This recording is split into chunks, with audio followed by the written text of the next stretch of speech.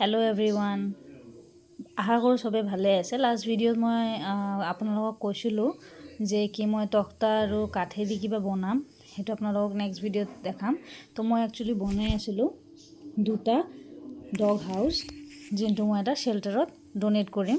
Actually donate करिम बुलिओ নহয়, एटात तो मोर निजर कुकुर থাকিব और एटा मैं डोनेट करिम।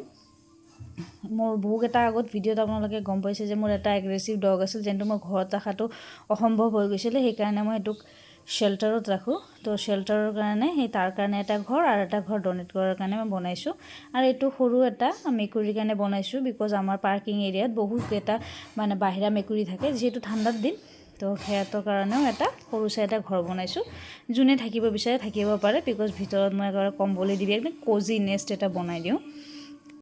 আৰু এইজন হল আমাৰ কাৰ্পেণ্টাৰ নকুল আঙ্কেল। বিৰাটে ভাল কাম কৰে দেই। মোক 2 ডেজত 3টা ঘৰ ৰেডি কৰি দিছে আৰু কামত ইমান ফাষ্ট মানে ক'ব নোৱাৰি।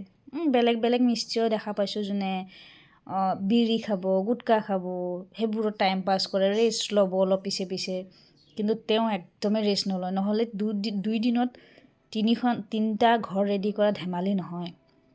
আপোনালোকে যদি তেওঁৰ দ্বাৰা কাম কৰাব বিচাৰে তেওঁ কন্টেক্ট কৰিব বিচাৰে মোৰ ডেসক্ৰিপশন বক্সত পাই যাব। আৰু ক'ব যে পল্লৱীৰ ভিডিঅ'ৰ পৰা পাইছিলো আপোনাৰ নাম্বাৰটো, তেওঁ চিনি পাব। আৰু তাৰ পিছত এই ঘৰকেইটা ৰেডি হোৱাৰ পিছত আমি কালাৰ কৰিলো। টিংখিনি বাহিৰৰ পৰা কালাৰ কৰি দিছো, ভিতৰৰখিনি কালাৰ কৰা নাই বিকজ এটো আগৰ পৰাই কালাৰ কৰা আছিল। কাঠখিনি ভালকে কালাৰ কৰি দিছো যেন ঘুনে নধৰে। কাঠখিনি কালাৰ হোৱাৰ পিছত 2 দিন মান শুকাব দিলো। শুকুৱাৰ পিছত হেবুৰ এই দুটা ঘৰ লোডিং কৰিলো। লোডিং কৰি বাৰু ঠিক আছে, ইখিনতে মই ভিডিওটো শেষ কৰো নেকি। ক'ত লৈ যাই আছো এটো আপোনালোকক নেক্সট ভিডিওত কম। তেতিয়ালৈ আপোনালোকে চাই পিনে এনজয় কৰক। যদি মোৰ ভিডিওটো ভাল লাগিছে ভিডিওটোক লাইক শ্বেয়াৰ সাবস্ক্ৰাইব আৰু কমেন্ট নিশ্চয় কৰিব।